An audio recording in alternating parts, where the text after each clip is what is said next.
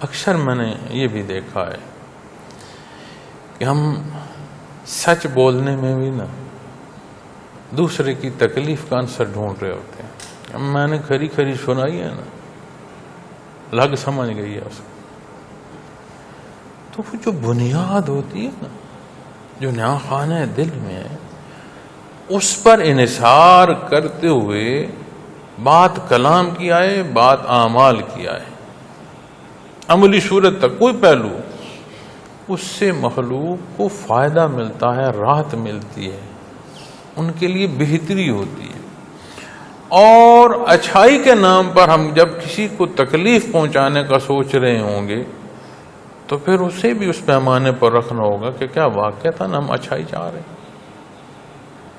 تو من حیث القوم ہم اپنے معاشرے میں دیکھتے ہیں، کوئی کلام کرتا ہے، آپ یقین مانیں اسلامی اصول کیا ہے کہ جب تک کوئی خرابی نہ کرے، غلطی نہ کرے، اسے غلط نہ جانے. یہ اسلامی اصول ہے. اب ہم کہاں پہنچ چکے ہیں؟ جب تک کوئی اپنے آپ کو صحیح ثابت نہ کرے ہم اسے صحیح یا درست مانتے نہیں. تو یہ ساری خرابی جو ہے یہ دین اسلام سے دوری کے سبب ہے.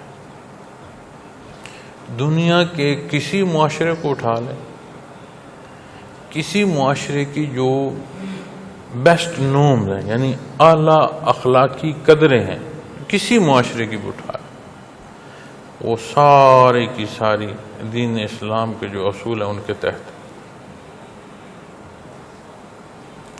اب جہاں جہاں ہم نے دین چھوڑا، جتنا چھوڑا اتنا نقصان اٹھایا.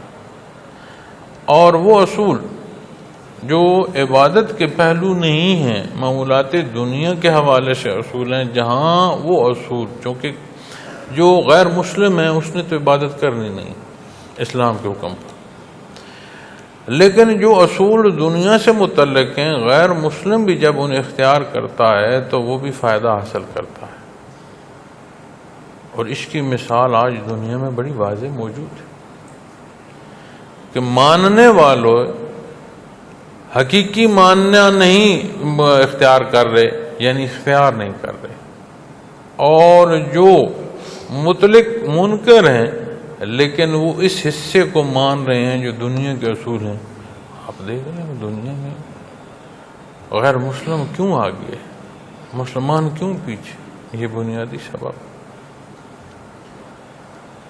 اللہ کریم ہمیں توفیق عطا فرمائے کہ ہمیں حق کا ماننا اختیار کرنے اور عمل کے درجوں تک نصیب ہو، اور اللہ کریم کمی بیشیاں، غلطیاں، کوتاہیاں معاف فرمائے، ہمیشہ اپنی رحمت عطا فرمائے، بعمل مسلمان ہونے کی توفیق عطا فرمائے.